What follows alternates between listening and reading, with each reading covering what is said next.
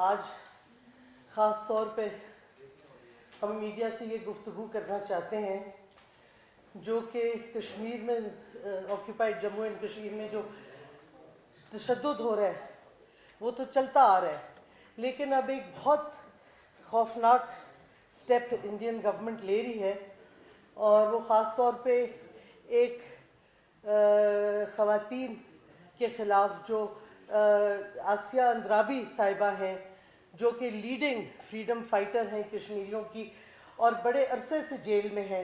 ان کے ہسبینڈ بھی جیل میں ہیں، 28 سال ہو گئے ہیں ان کو بھی، ڈاکٹر عاشق فختو کو. اور اب آسیہ اندرابی کے کیس میں انڈین کورٹ کا فیصلہ آنے والا ہے. 2012 میں انڈین سپریم کورٹ نے یہ ڈیسیژن کی، ایک ججمنٹ دی کہ لائف امپریزنمنٹ کا مطلب ہے ٹل ڈیتھ. اب یہ دنیا میں کہیں نہیں ہوتا. جب آپ لائف امپریزنمنٹ دیتے ہیں تو یا 14 سال ہوتے ہیں یا 20 سال ہوتے ہیں. جب ڈاکٹر فختو صاحب کے 20 سال جیل میں کٹ گئے، ان کی فیملی نے ان کو ریکویسٹ کی کورٹ کو اب ان کو رہا کیا جائے. اس کے بعد سپریم کورٹ کا یہ فیصلہ آیا انڈین کا کہ لائف امپریزنمنٹ مینس ٹل ڈیتھ. جو دنیا میں آپ کو اس طرح کہیں نہیں ملے گا ڈیفینیشن آف لائف امپریزنمنٹ. تو کلیئرلی اب وہ جو فیصلہ آنے والا ہے 14 جنوری کو یا 18 جنوری کو، ابھی کلیئرٹی نہیں ہے کورٹ کب فیصلہ دے گی، ان 2 دنوں میں کسی وقت بھی ہو سکتا ہے. وہ ڈاکٹر آسیہ اندرابی کو بھی لائف امپریزنمنٹ اور ان کو تہاڑ جیل جدھر وہ ہیں، اور 2 اور خواتین کشمیری خواتین ان کے ساتھ اسی جیل میں ہیں، کہ ان سب کو سینٹنس لائف امپریزن کیا جائے. آج میرے ساتھ 2 فیملی ممبرز ہیں آسیہ اندرابی کے. ایک ان کا بیٹا ہے احمد بن قاسم، وہ ادھر ہیں، وہ اسٹوڈنٹ ہیں ادھر، اور یہ آفیشلی پاکستان گورنمنٹ کی اسکالرشپ پہ آئے ہوئے ہیں، کوئی انلیگلی نہیں آئے. اور ایک ڈاکٹر مجاہد گیلانی ہیں ان کے نیفیو. یہ آپ کو اپنے خود ایکسپیرینس بتائیں گے، خاص طور پہ یہ جو بچہ ہے آسیہ بی بی کا، کہ کس کیا کیا ان پہ تشدد ہوا، ان کے بڑے بھائی کے ساتھ کیا ظلم اور تشدد ہوا گیا، اور تاکہ دنیا کو پتہ چلے. And I want to address the international media also, that it is absolutely mind-boggling why the international community is silent on the issue of prisoners and on the inhumane treatment, the illegal treatment of Kashmiris in Indian occupied Jammu and Kashmir by the fascist Modi government. Why is the international community not speaking up? And I want to point out that what is being done to Kashmiris who are arrested is a complete violation of the 4th Geneva Convention, Article 49. Article 49 Geneva Convention کا بڑی clearly کہتا ہے کہ آپ کسی کشمیری کو، they known as protected people کیونکہ occupied territory ہے، آپ کسی کشمیری کو، protected person کو کشمیر کے علاقے سے نکال کے کہیں اور ڈپورٹ نہیں کر سکتے، ری سیٹل نہیں کر سکتے، چاہے کوئی جرائم بھی انہوں نے کیا ہو. آپ کو ادھر ہی ٹرائی کرنا ہے، ادھر ہی جیل میں رکھنا ہے. تو یہ کلیئر وائلیشن انڈیا کرتا جا رہا ہے بار بار، کہ کشمیریوں کو، آپ کو پتہ ہے انہوں نے علی گیلانی صاحب کو کئی عرصے جیل میں رکھا، کبھی ریلیز کر دیتے ہیں، کبھی ہاؤس اریسٹ کرتے ہیں، نہیں تو اٹھا کے ہندوستان کے جیل میں پھینک دیتے ہیں. شبیر شاہ کو کیا ہوا ہے، اشرف سروانی ہیں ان کو کیا ہوا ہے، یہ ڈاکٹر فیاض ہیں. پھر آف کورس میر وائز عمر فاروق کے ساتھ جو تشدد ہوتا رہتا ہے، جو یاسین ملک کے ساتھ ظلم اور تشدد ہو رہا ہے، یہ سارا انٹرنیشنل لا جس پہ ہندوستان نے خود دستخط کیا ہے، 4th جنیوا کنونشن، اس کی یہ وائلیشن ہے. تو the question then arises, when India is brazenly violating international human rights law, international humanitarian law, why is the international community silent on it? Why is the UN Secretary General, who speaks on everything else, COVID کی بات ہو, anything else which he sees as a human rights violation or even a human rights issue, he takes up. Why is Antonio Guterres silent? on what the Indian government is doing to the Kashmiris. Why is Michelle Bachelet, the High Commissioner for Human Rights, the UN High Commissioner for Human Rights, not taking up this issue? Pakistan has written several letters to her. Yesterday again the Foreign Office sent a letter to her to take note. Why is Agnes Callamard, jo ke especially on extrajudicial killings, she's the special rapporteur, why is she not saying anything? These are the questions that we want to pose to the international community. Is human rights selective? If a Muslim's rights are being violated, does that not constitute or does that not demand a response by the international community?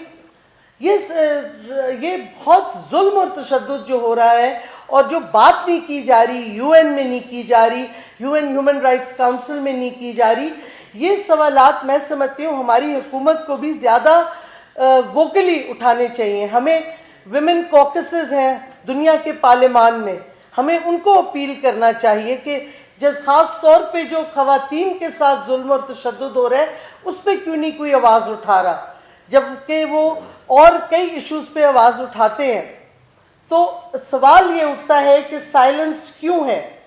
اور پھر میں ایک اور چیز آپ کو بتاتی چلوں, اگر آپ جنیوا کنونشن, وہی 4th جنیوا کنونشن کا آرٹیکل 76 دیکھیں, اس میں بھی یہ کیٹیگوریکلی پرزنرز کے حوالے سے کہا گیا ہے کہ آپ آکیوپائڈ ٹیریٹری کے پرزنرز کو نہیں لے جا سکتے آکیوپائڈ ٹیریٹری کے باہر, especially in the state of the occupation power. تو تہاڑ جیل تو ہندوستان میں ہے جدھر وہ سارے کشمیریوں کو ڈالتے ہیں. اور پھر آرٹیکل 76 میں خاص طور پہ لکھا گیا ہے, and I want to quote, women shall be confined to separate quarters and shall be under the direct supervision of women. یہ نہیں ہو رہا. پھر آرٹیکل 76 also says کہ اٹ از کمپلسری کہ جو پرزنرز ہیں آکیوپائڈ ٹیریٹری کے, ان کو ریڈ کراس کے وزٹ کیے جائیں. ادھر تو وہ ڈاکٹر بھی نہیں پرووائڈ کر رہے. ڈاکٹر آسیہ اندرابی کی صحت خراب ہے, ان کے ساتھ جو 2 خواتین اور ہیں ان کی صحت صحیح نہیں, لیکن کوئی میڈیکل اسسٹنس نہیں مل رہا.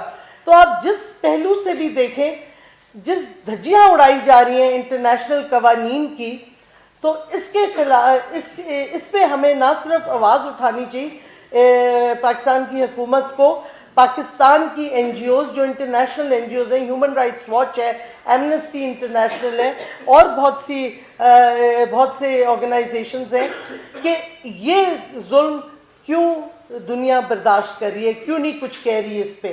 اور اگر آپ آئی سی انٹرنیشنل کرمنل کورٹ کا آرٹیکل 83 دیکھیں, اس پہ یہ وار کرائم ہے کہ اگر آپ آرٹیکل اس کا 83 میں آپ کو ریفرنس دے دوں 2(8), اس پہ ہے کہ اگر آپ the transfer directly or indirectly by the occupying power of parts of its own civilian population into the territory it occupies, or the deportation of transfer of all or parts of the population of the occupied territory within outside this territory. یعنی کہ یہ جو ہندوستان لوگوں کو باہر سے Indian citizens کو occupied Kashmir میں لا رہا ہے, یہ بھی وار کرائم ہے. اور جو آپ کشمیریوں کو باہر لے کے جا رہے ہیں خاص طور پہ ان کے آپ انڈین پریزنز میں, یہ بھی وار کرائم ہے. اور اگر آپ اس کو پڑھیں آرٹیکل 143 4th جنیوا کنونشن, جس پاکستان اور ہندوستان دونوں نے اپنے دستخط کیے ہیں, تو وار کرائمز کا کیس بھی پوری طرح بنتا ہے. اور میں سمجھتی ہوں پاکستان کو ٹرائیبیونل ڈیمانڈ کرنا چاہیے انٹرنیشنل, جس پہ یہ ہندوستان کے وار کرائمز کی ایک پروسیڈنگز شروع کی جائیں, کیونکہ قانون سامنے ہے, international conventions are there, India is violating them. اور اب تو ایک نیا پرنسپل آ گیا ہے انٹرنیشنل پالیٹکس میں, رسپانسبلٹی ٹو پروٹیکٹ, جو کہ 2005 میں ہمیں ورلڈ سمٹ جو تھی یو این کی, all the countries of the world accepted it, کہ اگر کسی بھی ملک میں ظلم اور تشدد ہو رہا ہے تو یہ انٹرنیشنل کمیونٹی کی ذمہ داری ہے کہ وہ انٹروین کرے under R2P, responsibility to protect. سو سارے قوانین موجود ہیں. تو سوال وہی بار بار اٹھتا ہے کہ کیوں دنیا چپ ہے. یہ ہمارے میں کوئی ہم نے غلطیاں کی ہیں, خامیاں ہیں, کہ ہم کیس نہیں پلیٹ کر سکے صحیح طریقے سے, یا دنیا ویسی اکنامک انٹرسٹ کے لیے ہندوستان جو مرضی کرے آکیوپائڈ جموں اینڈ کشمیر میں وہ ایکسیپٹ کر لیں گے. اور یہ اس کے باوجود کہ international media has after the Prime Minister's UN speech in 2019 taken up the Kashmiri perspective, اور پہلی دفعہ انڈیا کا جو نیریٹو تھا on terrorism and so on, that is not holding. The narrative of linking RSS to Nazism is now being accepted far and wide. That the Modi government is replicating what the Nazis did in Germany. But despite this, the governments, international in community, the governments abroad, especially in Western states, who talk a lot about democracy and human rights, their silence is questionable. Because if they are silent on this, اگر آپ بین الاقوامی قوانین کی دھجیاں اڑانے دیں گے ہندوستان کو, تو کل کون سے ممالک اس پہ چلیں گے؟ جس کی مرضی چاہے پھر کہے گا یہ گئی convention, these to heal with the Geneva conventions. So اگر آپ پورے سسٹم کو جو بین الاقوامی قوانین کے ہیں ایک سسٹم بنا ہوا ہے اس کو تباہ کرنا چاہتے ہیں, تو پھر آپ ہندوستان کو کرنے دیں جو کر رہے ہیں. لیکن اگر آپ انٹرنیشنل کمیونٹی بلیوز کہ there are international laws, there are international conventions, اور جیسے ہمیں European Union G S P plus پہ ہیومن رائٹس کے ایشوز ریز کرتا ہے, تو پھر دنیا کو ہر ہیومن رائٹس ایشو پہ بات کرنی چاہیے. یہ نہیں کہ پاکستان کے لیے آپ اتنی چیزیں کریں لیکن ہندوستان جو آکیوپائڈ ٹیریٹری میں کر رہا ہے اس کو آپ اگنور کریں, کیونکہ آکیوپیشن کے خاص طور پہ کنونشنز ہیں جیسے fourth Geneva convention, international court of justice کی ججمنٹس ہیں خاص طور پہ جو انہوں نے پیلسٹینین وال پہ دی ہے. سو the judgments of the international community are there, especially the ICJ. The international media has been talking about what is happening. We now demand that the international community, especially the UN and human rights organizations, raise the issue of Dr. Asya Andrabi before the sentencing, because the sentencing, if it comes, is, in my view, and if you look at international law, according to international law, it is nothing less than judicial murder. اس پہ کوئی دو point of view نہیں ہے. اگر آپ fourth Geneva convention پڑھیں, جو Hindustan doctor Asiya Andrabi کے ساتھ کرنے کو جا رہا ہے وہ جوڈیشل مرڈر ہے, تو کیا دنیا اس کو ایکسیپٹ کر لے گی اور چپ کر کے بیٹھی رہے گی؟ یہ سوال سے میں آپ کے پاس آج چھوڑنا چاہتی ہوں. اور اب دیکھیں آئی سی جے, میرا ویو تو یہ تھا اور ابھی بھی ہے کہ جیسے یو این جنرل اسمبلی میں ابھی ایک ریزولوشن پیلسٹائن پہ بڑی اسٹرانگ آئی ہے, حالانکہ اسرائیل یو ایس سب نے آبجیکٹ کیا, لیکن یو این جنرل اسمبلی میں میجورٹی از 1 ووٹ اونلی. تو ہمیں کشمیر پہ ایک ریزولوشن ٹرائی کرنی چاہیے. آئی سی جے میں advisory opinion through the U N general assembly resolution کرنا چاہیے. اس سے زیادہ اہم میں سمجھتی ہوں ہر پارلیمنٹ میں ویمن کوکسز ہیں. ہمارا ایک U N security council resolution ہے ویمن پیس اینڈ سیکیورٹی 2000 کی, میرا خیال میں ہم نے اس کو یوز نہیں کیا جس طریقے سے ہم کر سکتے ہیں, کیونکہ یہ اس میں خاص طور پہ ویمن کے حوالے سے, کانفلکٹ زونز کے حوالے سے ریزولوشن ہے کیا ہونا چاہیے کیا نہیں. اور آپ کو پتہ ہے آسیہ اندرابی کی آرگنائزیشن واحد ایک آرگنائزیشن ہے آکیوپائڈ کشمیر میں جو خواتین کو سیلف ڈٹرمنیشن کے پلیٹ فارم پہ لائی ہے. تو اس آرگنائزیشن کو اگر آپ ختم کریں گے تو آپ بیسکلی ایک پوری عورتوں کی موومنٹ کو آپ اٹیک کر رہے ہیں. یہ پوائنٹ آف ویو جو ہے میں سمجھتی ہوں ہمیں زیادہ زور سے اٹھانا چاہیے. ایک تو آفیشیل چینلز ہوتے ہیں کہ آپ یو این جنرل اسمبلی میں جائیں, پھر یو این ہیومن رائٹس, لیکن ہم اسپیشل ریپورٹرز کو بھی نہیں انوالو کر رہے. میں سمجھتی ہوں جو یو این کے اسپیشل ریپورٹرز ہیں ویمن پہ ہیں, چلڈرن پہ ہیں.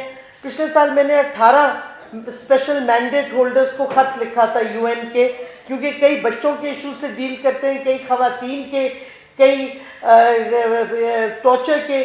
تو ان سب کو آپ کو اپیل کرنی چاہیے not just the UN general assembly یا UN سیکرٹری جنرل. UN کے بہت سے ادارے ہیں جس کو میں سمجھتی ہوں اور زیادہ استعمال کرنا چاہیے. پھر آپ پر وہ کیا کہتے UK میں جدھر بہت بڑا کشمیری ڈائسپورا ہے اس کو زیادہ ایکٹیو ہونا چاہیے. وہ انٹرنیشنل کرمنل کورٹ پہ جا سکتا ہے انڈر آرٹیکل 83 جس کا میں نے بھی ذکر کیا. اس کو مجھے نہیں سمجھ آ رہی کیوں ڈائسپورا نہیں جا رہا, اس کو وہ ایکٹیو ہونا چاہیے. برطانیہ میں اب قانون آ گیا ہے کہ وہ اپنی فارن پالیسی میں سینکشنز اور ریسٹرکشنز لگائیں گے ان ممالک میں جو ہیومن رائٹس ابیوزز کر رہے ہیں. تو دیکھیں آکیوپائڈ ٹیریٹری کا بہت واضح طور پہ قوانین ہے, پیلسٹائن کے حوالے سے بھی اور کشمیر کے حوالے سے بھی. تو ہمیں برطانیہ میں یہ پریشر یوز کرنا چاہیے کہ جب انہوں نے یہ نیا لا بنایا ہے کہ human rights will be a major part of their foreign policy, کہ وہ یہ ایکشن لیں گے جدھر جدھر ہیومن رائٹس ابیوزز ہوں گے. تو سب سے امپورٹنٹ ہے کہ آکیوپائڈ ٹیریٹری میں جب ظلم اور تشدد ایک حکومت کریے تو آکیوپیشن پاور اس کے خلاف آپ ایکشن لیں. EU کے بھی یہی رولز ہیں. EU کی جو فارن پالیسی آئی ہے وہ اگر آپ پڑھیں اس میں ہیومن رائٹس کا بہت بڑا فیچر ہے. تو ایک آکیوپائڈ ٹیریٹری میں جس میں خاص قوانین بین الاقوامی قوانین ہیں ادھر ایکشن ہونا چاہیے. میں سمجھتی ہوں زیادہ ایکٹیویزم نہ صرف گورنمنٹ کے لیول پہ بلکہ جو ڈائسپورا ہمارا ہے, اور یورپ میں پاکستانی ڈائسپورا ہے, کشمیری ڈائسپورا بہت بڑا ہے, یہ چیزیں اور ہونی چاہیے. میں یہ نہیں کہہ رہی کہ فارن آفس کچھ نہیں کر رہا, میں سمجھتی ہوں کہ اور زیادہ ہمیں کرنا چاہیے. خاص طور پہ اب کیونکہ ایک ایشو ہیڈ آن آ گیا ہے اور 14 یا 18 کو اس پہ ججمنٹ آنی ہے, اس سے پہلے ہمیں مومنٹم بلڈ اپ کرنا بہت لازمی ہے تاکہ انڈین اسٹیٹ پہ پریشر پڑے. کیونکہ جو نئی انڈین سپریم کورٹ کی ڈیسیجن ہے لائف امپریزنمنٹ پہ, اٹ از بیسکلی اگر یہ سینٹنس لائف امپریزنمنٹ کا آیا دیٹ مینز یہ جوڈیشل مرڈر ہے, اس سے کم نہیں ہے. تو ہمیں نہ صرف خود آواز اٹھانی چاہیے بٹ ڈائسپورا کو, انٹرنیشنل کمیونٹی کو اور گورنمنٹ لیولز پہ ہمیں یہ زیادہ فورسفلی میں سمجھتی ہوں ریز کرنا چاہیے. جیسے کہ آپ نے خود بتایا کہ انٹرنیشنل کمیونٹی کی سائلنس ہے, UN کی سائلنس ہے, تو آسیہ اندرابی صاحبہ کے case per government of Pakistan اب کیا کرنے جا رہے ہیں؟ اور مجاہد گیلانی صاحب آپ سے اور آسیہ اندرابی صاحبہ کے بیٹے آپ سے میرا یہ کوشچن ہے کہ کرنٹلی جو کشمیریز ہیں ان کو اپنی فریڈم موومنٹ کو پرسو کرنے میں کون سے چیلنجز اور کون سی ڈفیکلٹیز کا سامنا کرنا پڑ رہا ہے؟ پاکستان گورنمنٹ نے ابھی پھر خط لکھا ہے UN سیکرٹری جنرل کو اور high commissioner for human rights کو, لیکن میں سمجھتی ہوں خط کے علاوہ ہمیں ایکٹیولی یہ پرسیو کرنا چاہیے. چاہے آپ ایمسری بھیجیں, آپ کی کشمیر کمیٹی بھی ہے, آپ کے کیا کہتے منسٹر بھی ہیں کشمیر افیئرس کے, آپ کی فارن آفس ہے, آپ کے پاس بہت سے ایکٹیوسٹ ہیں, ان کو آپ ایکٹیویٹ کریں, دنیا میں جائیں, ہیومن رائٹس واچ کو کہیں, ایمنسٹی کو کہیں. میں سمجھتی ہوں ویمن کوکسز جو پارلیمنٹ کی ہیں ان سے بات کریں. یہ اس میں ایکٹیویزم چاہیے. ہم صرف بیٹھ کے فون کر دینا یا خط لکھ دینا میرے ویو پوائنٹ میں کافی نہیں ہے. اس سے آگے بڑھنا ہوگا. ہمیں کووڈ ہو یا نہ ہو لیکن ہماری مشنز ہیں ہر جگہ. ہم زوم کانفرنسز پہ آپ بات کر سکتے ہیں اور آپ میں سمجھتی ہوں بہت کچھ ہم کر سکتے ہیں جو غالباً ابھی ہم نہیں پوری طرح کر رہے.